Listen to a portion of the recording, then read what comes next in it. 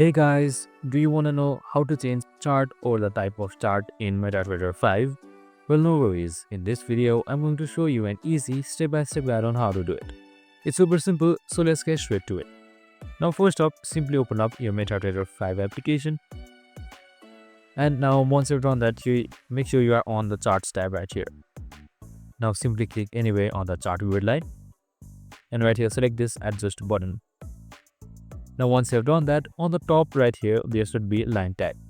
And if you don't find it, just scroll down or up until you find it. Now once you've selected line type, here you can see three options: bar chart, line chart or candlestick.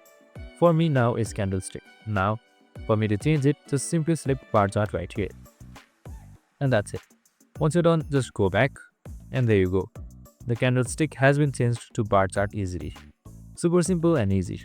I hope this video helped.